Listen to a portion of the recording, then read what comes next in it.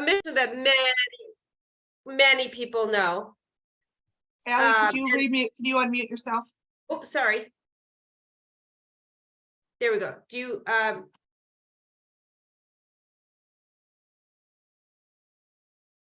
Nope, you have to unmute, Allie.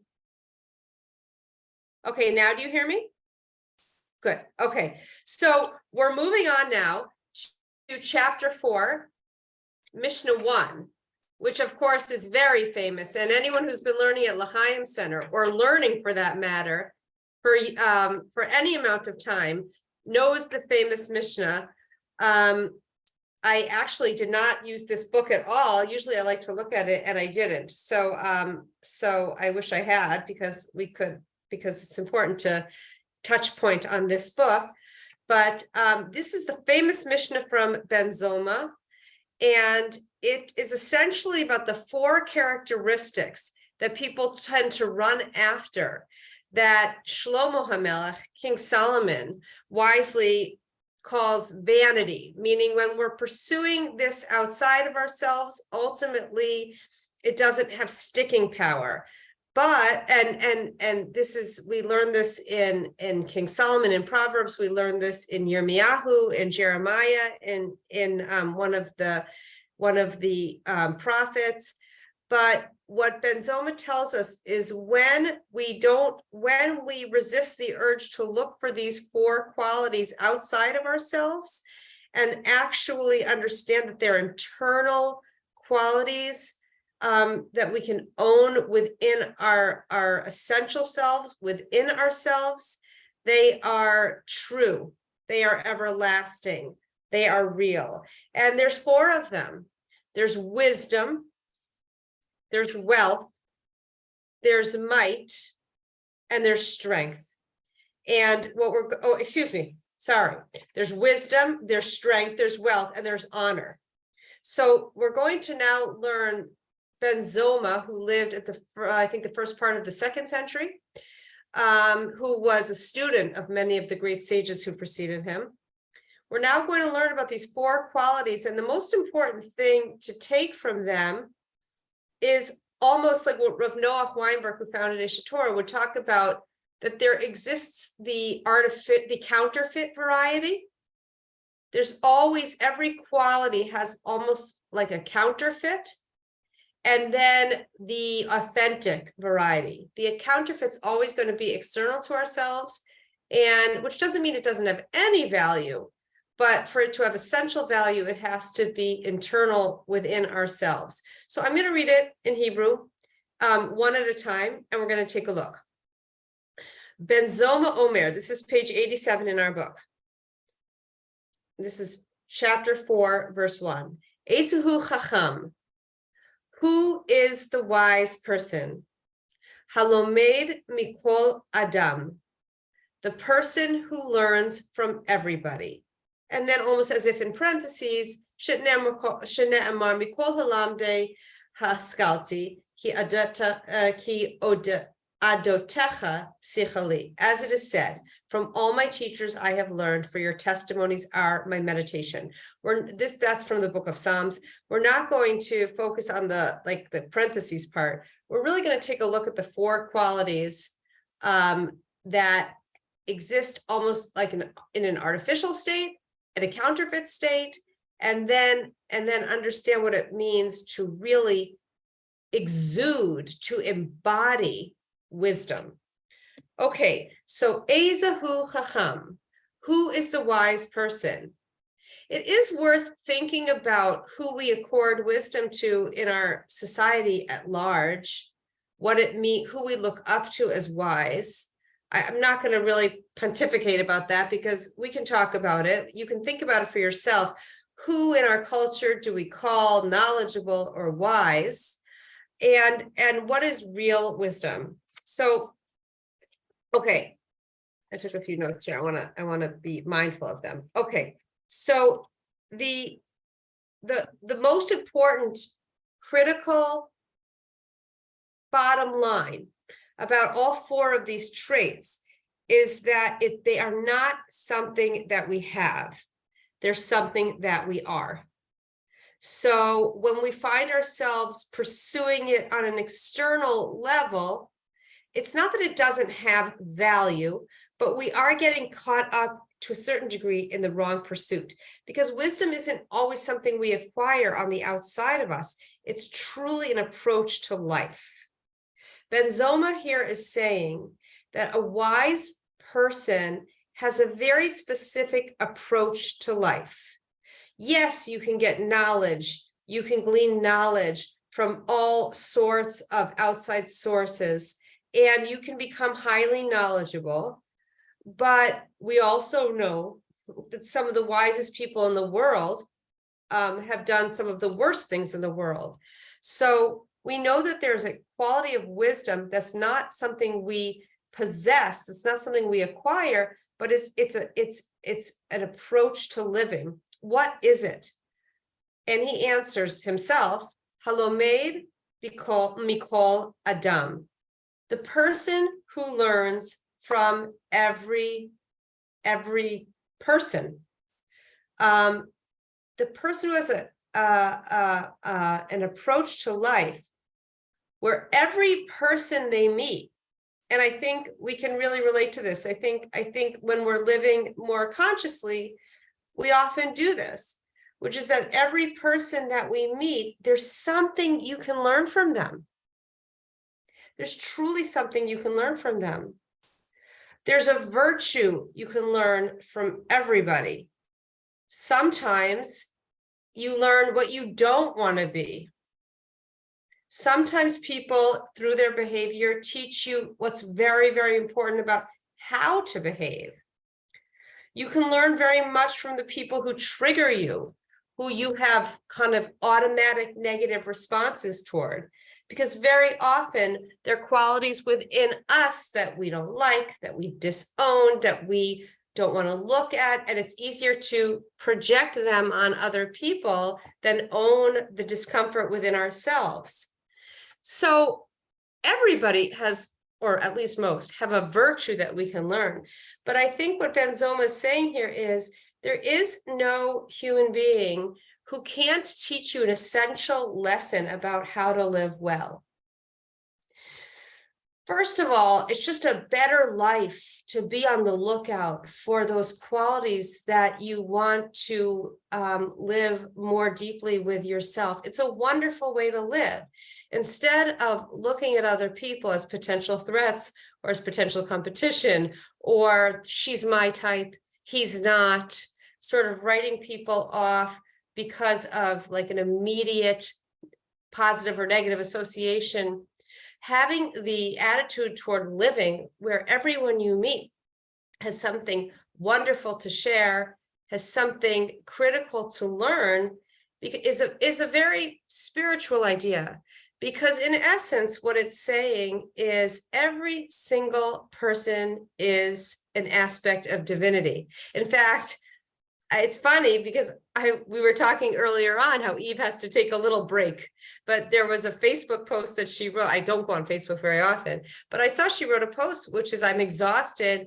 It's crazy exhausting, but every person I meet has an aspect of divinity, and that awareness that every person is a universe is vitalizing and energizing and allows me to keep going. And I think that when you come across great people, great people make other people connect to their greatness, because they see the aspect of, they don't always see the exterior packaging, they see the aspect of the divine in each person.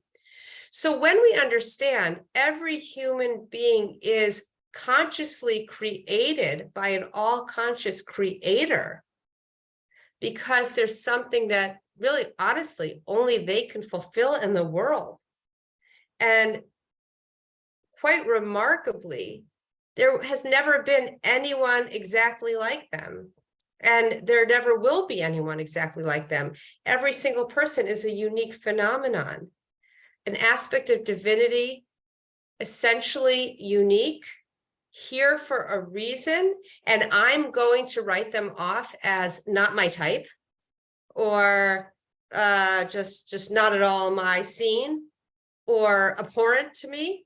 It doesn't mean that a person can't say, there are behaviors that are abhorrent to me. I'm seeing that there are problems here, as we know with Abraham, when he sees Avimelech and he says, Ein Yirat Shamayim po, there are some fundamental character flaws in this culture that I'm experiencing right now. We're allowed to have discernment.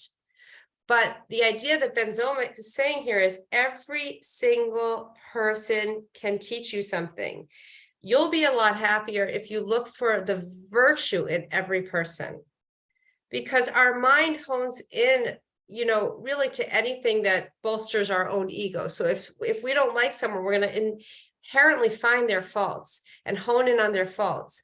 But when we hone in on their faults, there's a world of virtue that we're not seeing. So life is just simply better when you have the approach to life. Everybody that I meet, I can learn something from them. Oh, I'm sorry. Let me just turn my phone on.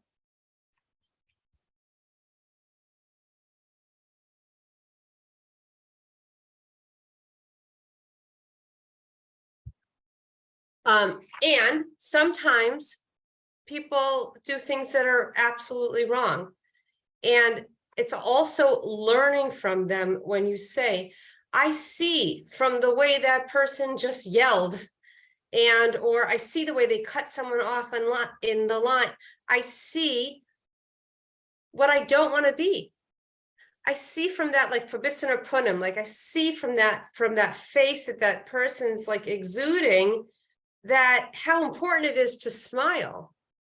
So Lomed means learning from what you like, from what you see as problematic, but it also means learning from how you experience other people. Very often when we have a very visceral reaction, it's because there's something in us that we don't want to look at. That's also learning. But the Chavetz Chaim takes it even farther, and he says we can learn from everything. Now, this is a very dated little vignette, but I think it's very, very important for the times that we live in. It says, everything is something we can learn from. And the Talmidim asked the Chavetz Chaim, this is obviously dated, what can we learn from the train? I wrote this down. Oh, the train teaches us that if you miss 1 second, if you miss 1 second, you could miss everything. What does the telegraph teach us? That every word is counted and charged. Nothing just goes away. What do we learn from the telephone? That what you say here is heard there, wherever there is. So that is a dated little vignette, but boy, would it serve us to be lomed mikol mehakol, to learn from everything. What am I meant to learn from this digitalized world, where in less than 1 second, I can reach the opposite ends of the universe, where I can know what someone is experiencing in a millisecond. Whether it's inherently good or bad, it's meant to teach us something. It is worth pondering, what am I meant to learn from this world that we're experiencing right now? If I look out and I see certain things, I'm meant to learn from it. So the internal quality we're meant to embody, according to Ben Zoma, is an incredibly interested, curious, inquisitive, and really reverent view of other people, which is, you have something to teach me. You have something that's interesting. And we've talked about this a lot in the concept of Musar, specifically when talking about humility, which is really about how much space, we've talked about this, this is Alan Marinis's description, how much space we take, how much space we give other people. And even though I spend the whole beginning of this whole 90% of the class talking. I think that it's not so great, but I think that it's very worth looking out, and because you're meant to be lomed mikol adam and lomed mikol interaction, everything you see, what works, what doesn't work. Pay attention to the amount of space that one person gives another. Do they ask? Do they listen? Are they curious? Do they ask the kind of questions that get other people thinking about their lives in a deeper way? Do they make space for other people? You might notice that not everybody does that. I'm just being real careful. No, I think I'm totally fine saying this. I'll speak very, very generically. Not so long ago, I had a real wow watching two people really not make space for the other one, and how kind of anxiety producing it felt just even and watching them communicate. But if you have the attitude of lomed mikol adam, it's less about like, oh, they never stop talking, whatever it is. And lomed, the spirit of limud, of learning, is, wow, when I see these two people talking and this one's talking over this one, and this one's sort of like, kind of like both their egos are just sort of like boom, boom, boom, instead of really talking. Boy, I really understand the importance of asking people stuff, being interested in other people, asking people questions, and giving space for them to answer. I have a spirit of limud, mikol adam, mikol sheyesh ba'olam, to learn from everybody I meet. What's a meta worth incorporating, a quality worth incorporating? What's something that I'm learning that I want to be careful not to do or to do less of, and to learn from everything that's going on in the world. So this is Ben Zoma's understanding of who is wise. So it's not just who's humble, because we associate giving space for other people as an act of humility. It's actually how he defines wisdom. It's really something to think about. We could all increase this and deepen this, and nothing is exempt from extracting a lesson from. Live with a spirit of limud, of learning, of a desire to learn from everyone and everything you encounter. Okay, I'm going to go on, because I want to make sure I leave plenty of time, because I think this one's a very relevant Mishnah, so I want to leave plenty of time at the end. The next one, Ezehu Gibor. Who is Gibor? Means strong, mighty. Who's the mighty one? Hakovesh et Yitzro, the one who is mastering his negative inclination. I'm not even going to read the underparts, only because they're kind of cryptic, and they'll take us a little bit far away from our lesson. So who is strong? It's not physical strength, and it's not even necessarily mental strength in the classic sense of I guess that's not really fair. There is a concept of mental strength, but what it's really bringing up here is the one, and this is in the present tense, who is in a constant state of overcoming his struggles, his inclination, his negative voice, his ego, the stuff that keeps him stuck and holds him back and convinces him that what's not good for him is good for him. The person who's really aware of his own impulse. And what's really fascinating here is it does not say hakovesh es hayetzer, which means the generic negative inclination. And that is truly because everyone speaks to themselves. Yours is not mine, and his is not hers. every single person, just like they're created uniquely, a one-time phenomenon, they have a negative inclination parallel to their uniqueness that's entirely their own. It would be very, very easy for me to be kovesh at yitzrech, your inclination. Oh, we'll just use Sue for an example. Oh, Sue, you really just have to call her, right? Like I would call her, and there's no her. This is an imaginary her, right? Sue's probably No, thinking. wait, it's really funny because I told Sarah I was going to call your mom today, so I really do have to call her. Okay, but that's not your. I don't think that's your Yetzirah. My point is, really, all you need to do is X. Or maybe we're not so pedantic and we don't say to someone, you just need to do X. But we think in our mind, you can do this. This is the real, like you need to step up. You need to rise to the occasion. You need to get your act together. You're sabotaging yourself.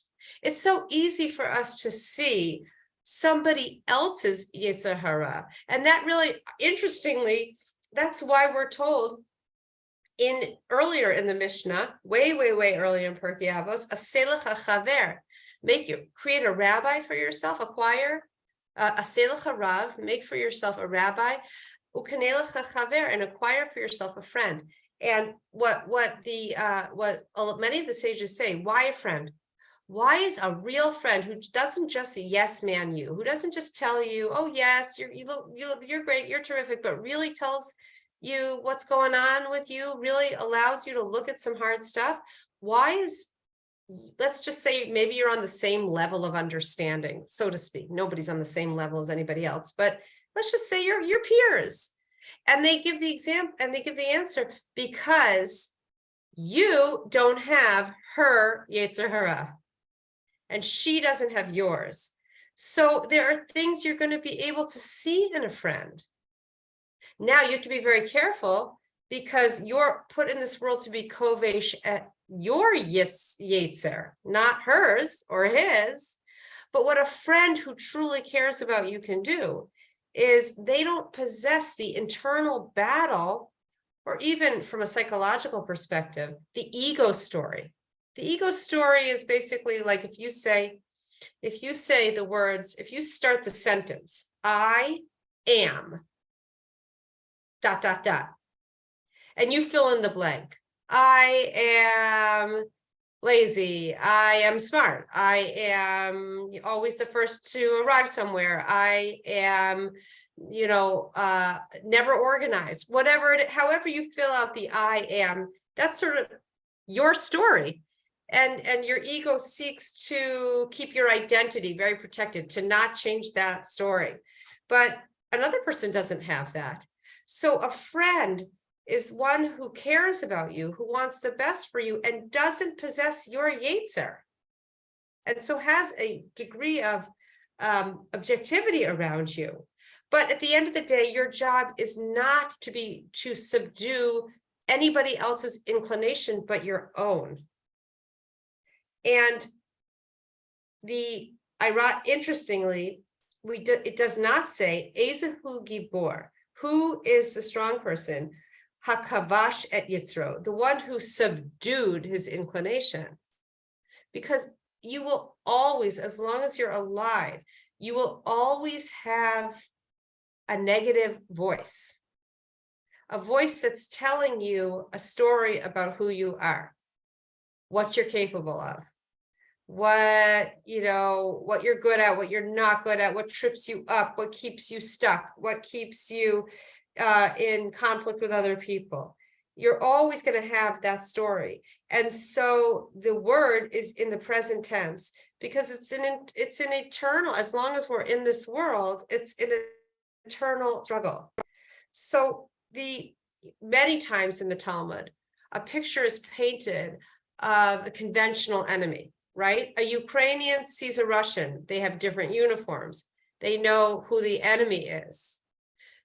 A conventional enemy looks like clear that they're their enemy. But in the terms of the evil impulse or the negative impulse, it doesn't always look like the enemy. Meaning very often it's just the story we have that we've always had about ourselves. It's cloaked in almost it very normally. We don't perceive it as negative. But if we really investigate and work to create more awareness around it, we'll understand that no, it's not wearing a Russian uniform. And sometimes it's cloaked as my friend, as keeping me safe or whatever it is, but in fact, it's really holding me back. So a person has to be in relationship with the negative force within them. Many people are walking around this world not thinking about this stuff at all. And until the day they die, they just think, that's just who I am, I'm this.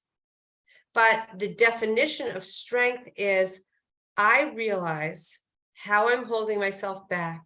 I realize how I'm sabotaging myself. I realize where I'm getting in my own way. And I have a relationship with it. It's not me, it's separate from me. I need to learn how to witness it. Hakoveshes Yitzro psychologically really means that I'm almost separate from my Yetzer Hara, and I can witness it. Like, oh, there it goes again. Like, there I go again with that story again. How no one notices me, no one sees me, or whatever it is. It's not me. It's my Yetzer. It's my ego. I can almost notice it. Like, oh, there I'm going again. This is the strong person. This is the person who is in a continuous relationship with subduing the part of them that's designed to keep them stuck, to keep them act against their deeper, better interests. It is, I guess, the opposite is true also. Weakness is defined as having no relationship to this, just being like, this is who I am. That would be weakness from a Judaic perspective. Okay, moving on, because I want to open it up to the group. This is the famous one. Ezehu Ashir. Who is rich? And it answers the famous words. We sing them like there's children's songs that sing it. I want to read it from the text. Ezehu Ashir hasomeach bechelko. The rich person is not the person with a lot of money. I mean, that's obvious. We know people who are rich who are miserable. We know people who aren't rich who are happy. But this is such a deceptively simple comment. Who is the rich person? The one that is joyful with what they have at this moment. It doesn't mean there aren't things that they want. That's being human, desiring things that matter, that are important. That's absolutely human. But even when we don't have them, we can be truly joyful for the good that's ours already. So in fact, there's in the Talmud, there's sort of like there's this image of purgatory, or what we call in Hebrew or Yiddish, Gehenna, right? That Gehenna, I think that's Yiddish. That Gehenna, I'm not sure. That Gehenna is literally like there's a room full of treasure and you don't have the key. Meaning the good is there, but you can't access it. And that really, in modern parlance, that really is like when a person is experiencing anxiety, when they're worried about what might be, they are really not in this world. They're not enjoying the good that's theirs already. It does not mean that they're bad or deficient. It just means that we're fighting a battle inside of us that keeps us from being happy with what is. Now, on one level, it just means, it means many different things. One thing I really love is just being very tuned in to the basics. So the word ashir is spelled ayin, shin, yud, resh. And I read somewhere that that ayin stands for einayim, your eyes. Shin stands for shinayim, your teeth. Yud stands for yadayim, your hands. And Resh stands for reglayim, your legs. Just that a human being, no matter what they're struggling with, no matter what they're dealing with, my gosh, einayim, my eyes, my teeth, my hands and my legs, just to be totally attuned to the basics of life. By the way, my stepfather doesn't really have his einayim and doesn't have so much of his shinayim, his teeth, either. And he's someone who's truly sameach b'chelko. He's truly happy with his lot. And so even for somebody who struggles with eyesight or who struggles with not having even the basics, they can tap into a joy with what they have right now, with the good that is theirs already. But the understanding that the key to true wealth is never dependent on fulfillment of outside circumstances. It's an inner state. So yes, on some level, it's I've got my hands, I've got my head, I've got my eyes, I've got my teeth. I all the things that somehow we feel entitled to. Of course, we know that one of the reasons we feel almost entitled to them is because we've always had them. So we don't experience them as miraculous, although most of us probably have. Anyone who's gone through massive dental work or is struggling with some vision issues or is struggling to walk or leg pain, the moment it's taken away on any level, there's a sense of, wow, I've lived in this state of almost like, I don't even think about the breath that I take at any time because I've always breathed. So I'm not experiencing it miraculously. We've talked a lot before, and I'm sure all of you think about it, but entitlement is the antithesis of happiness. Just because we've always had something doesn't mean it's ours by right or it's not a gift. Now, there's also a sense of joyfulness because you see that you have so much. There's a proverb somewhere that, I complained that I had no shoes until I met someone with no feet. But I'm not sure that we should take solace that compared to what you have, I should be happy with what I have because you don't have it. So comparison's a funny way to deepen happiness. But perhaps the most important part of Sameach B'Chelko is really Amunah. It really means when I truly internalize and I'm really living with the reality that what a person has at any given moment is what their creator wants them to live within those parameters of what they have at that moment, that the fulfillment of their purpose is through the things they have and don't have at that moment. If I don't have it, then somehow I'm meant to connect to my creator with joy without it. How do I know? Because I guess I would have it if I needed it. Now that's easy to say, much harder to feel. But the idea of Amunah as being the basis of wealth and happiness, that I have exactly what I need to come close to my creator right this moment, with joy, with true wealth, with appreciation. So so what Ben Zoma is saying here is quite remarkable. Wealth, true wealth, is happiness with your station in life at this moment, even when there's something external to you that you want or need. The ability to be joyful A, because you live in a state of non-entitlement, but B, because you understand that I have exactly what I'm meant to have, not a penny more, not a penny less, not a bit more, not a bit less, not a bit more health, not a bit less health.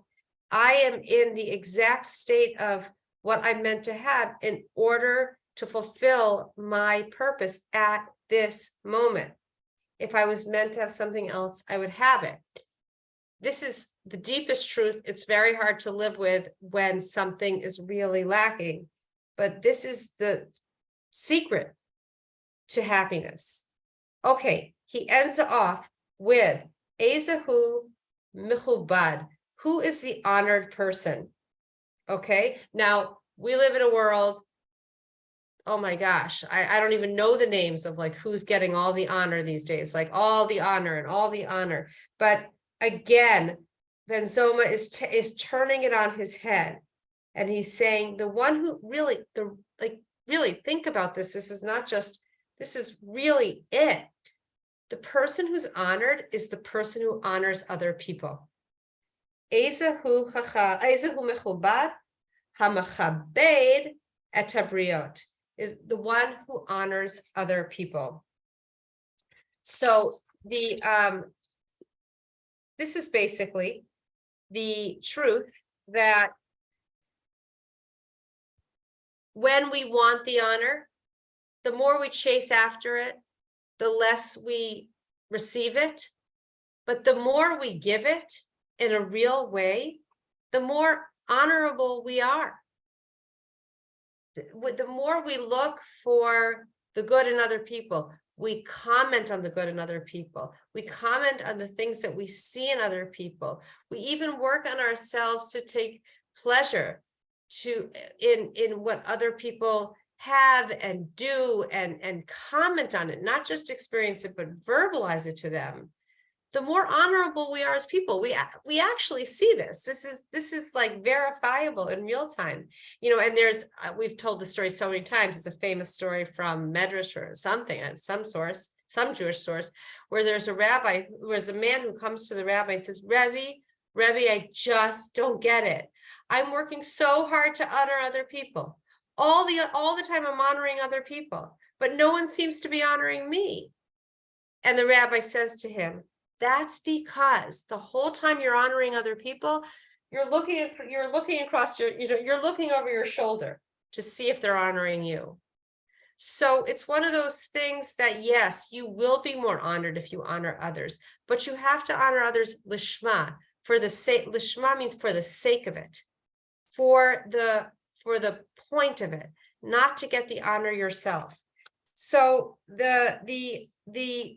by the way, we've said this before, mechubad, kavod, mechabed, it comes from the word kabed, which means heavy or significant.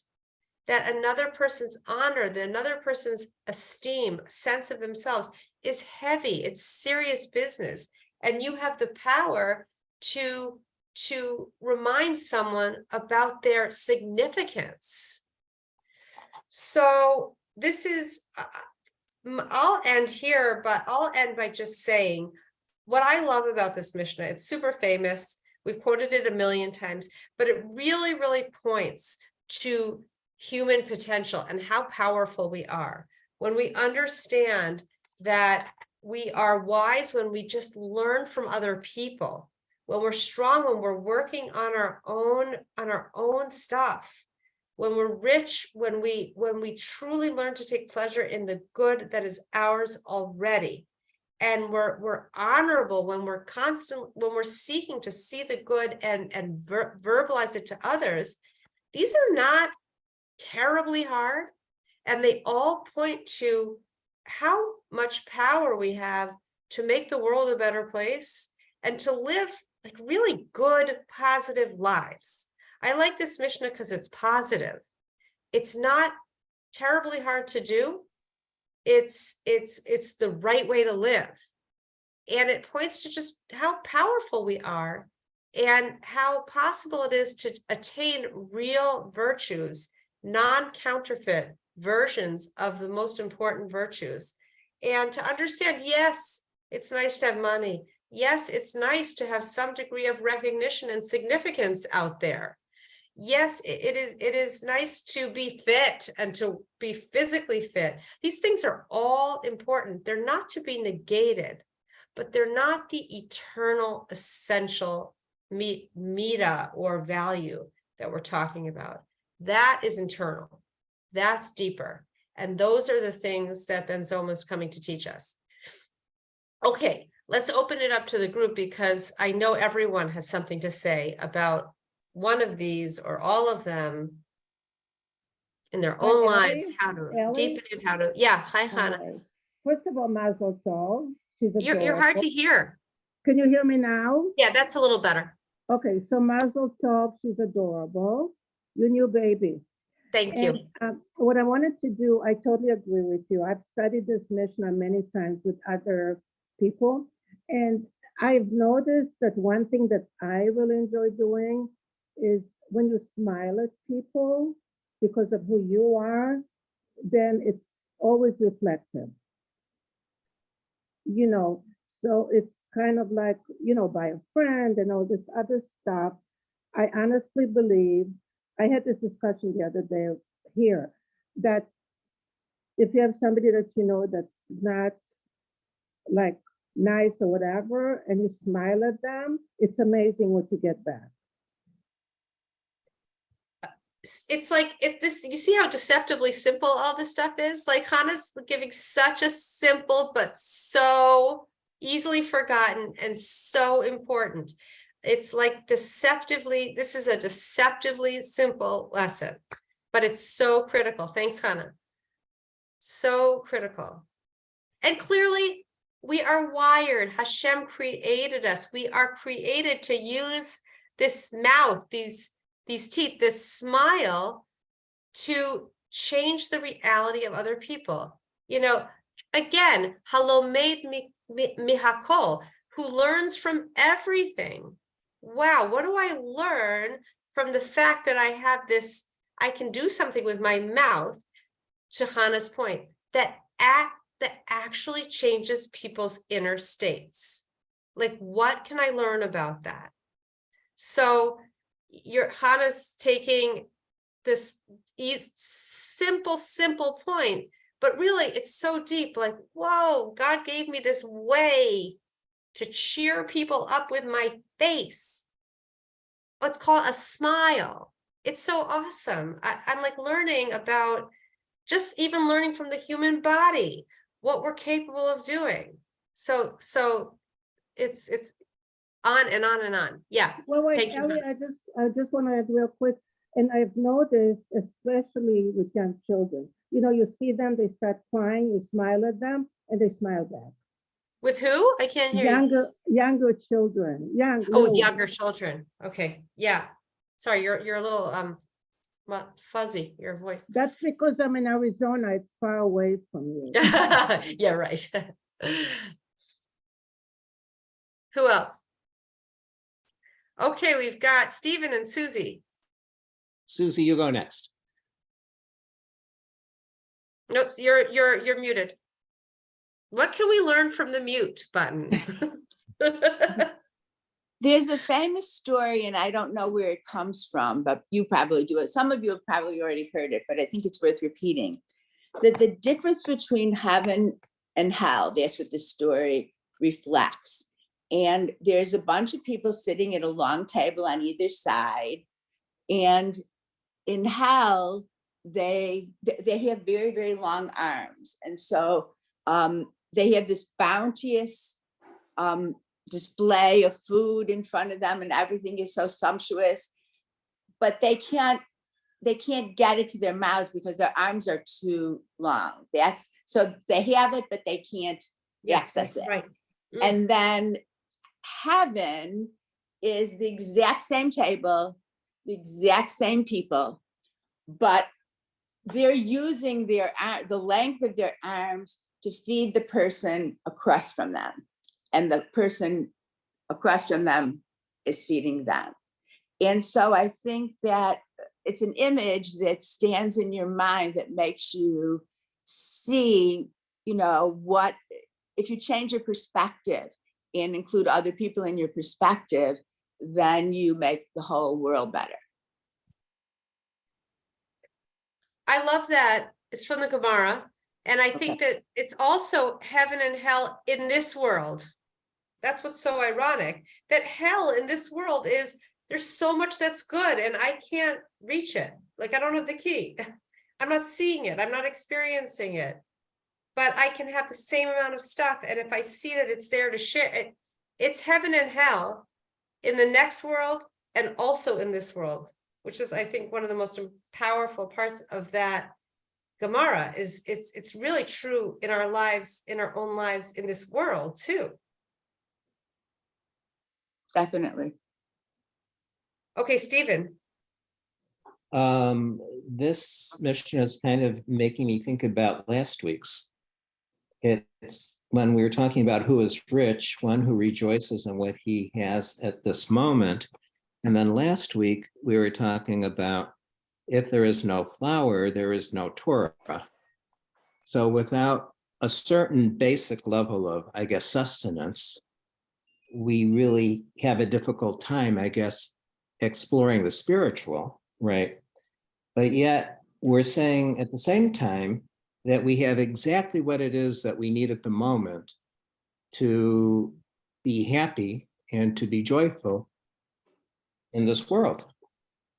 So I'm just thinking that's an interesting contrast. Mm-hmm. Because I think we're acknowledging that we don't always have enough. We don't always have enough flour. Yep. Yes. I hear you. What do you think about that contrast? What do I think about the contrast? Yeah. Well, I think what I think is that we live with contrast, we live with contradiction. And I think part of our challenge is to be able to embrace it all. I know we don't live in a binary universe where there's one right, I think, and one wrong, or one up and one down. I think that somehow as humans, we need to be able to embrace the fact that there can be two truths that don't necessarily seem to logically coincide. I think that's what I got of it. Watch out, vehicle on shoulder ahead. Yes, that's right. Which is a Torah idea in and of itself. It's called Elu ve'elu divrei Elokim chayim, which means that there could be one truth and then a truth that contradicts it. And the famous verse is Elu, this one and this one are the words of the living God. Meaning this lesson and the lesson that seems to contradict it are the words of the living God. There can be multiple, in some ways, there are multiple truths, and they're true. Elu ve'elu divrei Elokim chayim. These and these are the words of the living God, even though. That's exactly, you took the words exactly out of my mouth. Repeat after me. Elu ve'elu. Elu. These and these, divrei Elokim chayim, are the words of the living God. Did I see a Kovich hand? I thought I heard Debbie or Ron saying something. Okay, maybe not. Okay, It's Brenda. Hi, Brenda. Hi, Pink Square. Pink Square for today. I so agree with you. This is probably one of the most powerful, deeply felt Mishnahs that I've ever learned. I learned it at a retreat about 20 years ago. And right after that class, I went into a class, actually was a class on healing. And the leader asked the whole group, which was about 20 people, a question. She said, raise your hand if you see the world through an empty glass? And people raised their hand. And then she asked, are you people who look at the world through a full glass? And people raised their hand. Now I'm sitting all the way in the back, and somehow she noticed that I never raised my hand. And I was sort of embarrassed because she drew attention to me, and she said, I noticed you know, you didn't raise your hand for looking at the world through an empty glass or a full glass. Can you comment on that? I was so full of the class before on this Mishnah that my response was, my glass is overflowing. I see life through an overflowing glass. And today I hear it again and I feel the same. It's very empowering. Mm. Is it I mean, I've always felt about, no, don't mute yourself yet. I've always felt that the real G of your last name is gratitude. Brenda Gratitude. It's not Goffin. Well, Agreed. funny, it's Goffin, which really means is wine. So your cup really overfloweth from your last name, which is really funny. Gaffin is overfloweth, my cup overfloweth. On Shabbos, we pour it so that it comes pouring out. But Brenda, gratitude. Give us like a little insight into your relationship to gratitude. Because I mean, I would say that Halomed Mikol Adam, the thing that I've learned the most from you, and I've learned a lot from you, but the thing I've learned the most from you is always gratitude. Well, I don't know exactly what to say because I'm down with COVID and I'm really, Oh, how you feeling? I'm improving, but I have had to rely on gratitude that I'm not sicker than I am. You know, I think that's where gratitude comes in. Okay, I've got this, I've got that, but I didn't get really sick. And grateful yesterday that I could see Rhonda and Jeff on Zoom with Howard and I could listen to everything that Susie and Larry were gifting us with. So yeah, I guess some days it's harder than others, right? Yesterday I was very grateful. And to Julie, oh my gosh. Yeah, right. I just want to agree with you, Ellie, that Brenda has taught me so much about gratitude and he has widened my perspective on it. And she has been, she has been a friend that I have reflected upon her and tried to internalize gratitude and other qualities that she has. So. Yeah. Thank you. Oh, Debbie, you are raising your hand. Are you just waiting? No, you're muted though. You're muted. Hold on. So I'm putting, Ron was like, can you hear us? Ron was Hi, like, Ron. Hi, Ron. Keep your eye on the road. Yes, the first thing I want to say, we have this long ride to Florida, and how much enjoyment of getting 1 hour of listening to you speak and to some of the most incredible lessons that you said here has made my day. So that's the first thing I want to tell you. Wow. Gee, I feel really good hearing that. Thank you so much. And here's my question. In the beginning, you were talking about we need to look at the best in people as we look at everybody. But the conflict I have in that is when you look at people like Putin, Kim Jong-un, or others like that, how can you look at the best of someone when there's really nothing good to think about with them? Okay, I could open that up to the group, but I want to put in my 2 cents. First of all, one thing that I said, and it's very important, is Halomed Mikol Adam can very often be what I don't want to be. What do I see in this person that isn't okay? How is this person behaving that shows me something that's not okay? And you could even extrapolate, let's say, for example, Putin's behavior. Like, just like Putin takes what's not his, how do I take what's not mine? How do I infringe on other people's space? Meaning very often we can learn what we don't want to be from people. Judaism is not so open, like this is a dumb line, but it's relevant, Ron. Judaism's not so open-minded that your brains fall out. You know, it's not like all peace, love, and whatever. There's evil in the world and we call it out and we deal with it. So we are not so open-minded that our brains are like, are oozing out. We use discernment, and very often we learn what we don't want to be like from things that we see. So that's a very important point. Now, is it true that there's Putin and there's the likes of them, but that's not usually, for example, your sister-in-law is not usually the likes of Putin, etc. In general, our life is better when we're actively looking for people's virtues, because the nature of the ego, when we have conflict with someone, is to hone in on myopically focus on what they're lacking.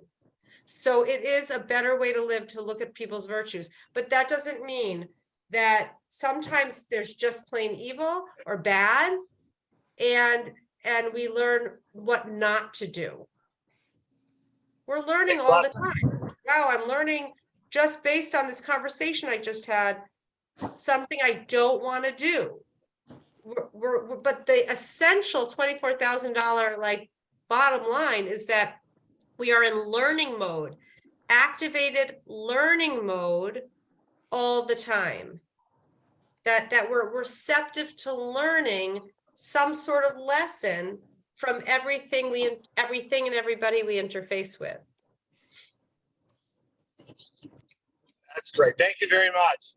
I like your answer. Oh, good. Okay, Rhonda, hi. I just unmute. One of the best pieces of advice my father ever gave me was, he said, if you look at the glass half full, your life will be much happier. And I've always thought about that. And I always try to see the best. And sometimes it drives Jeff crazy because I'm kind of taking the other side from where he'll side. But I quoted him what you have said in class. And so he's, well, there's something called toxic positivity. It's when someone's always looking at the bright side, and other people can sometimes experience that as very difficult. Like you're like pushing me into positivity. I need to experience this. So on some level, Jeff might be saying to you, oh, bye, Sue, love you. That I need you just to let me experience this thing or this moment negatively. I've gotten better at not saying things sometimes. Yeah. So sometimes that, like, I hear him. I have that a little bit with one of my dearest friends. It's not toxic, but because she'll always go to what's redeemable, what's good about it. Sometimes I feel you gotta let me have my experience here. Like, I don't want to immediately be directed, even though I think there is something redeemable in everything. At this moment, I just need you to listen, you know. So it's funny about positivity, but back to your father's advice, it's true. Like, when we're in this mode, we're happier. It's just the truth. It's absolutely true. I think our dads would have gotten along, Rhonda. My dad's glass was always half full. My dad got along with everybody. He was such a sweet man. Mine too. Yeah. Right. Well, Rhonda, I know from my partner that it's very difficult to live with an optimist. I'm the optimist. I'm not easy. Why? What does he say to you? He doesn't want your positivity all the time? No, not at all. Not at Yeah. all. Because the opposite of the opposite of optimism is not pessimism from the pessimist. It's realism. Realism. Right. True. So it's optimism versus realism. So the optimist is not. No, the realist says it's not that the glass is half empty or half full. It just means there's half a glass of water on the table. Exactly. And if you drink it, it's empty.